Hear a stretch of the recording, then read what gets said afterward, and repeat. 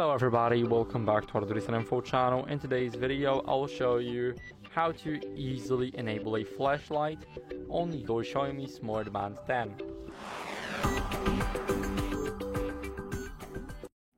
So first what you guys want to do is go over to the apps here. Now go to more, and here you will have a flashlight.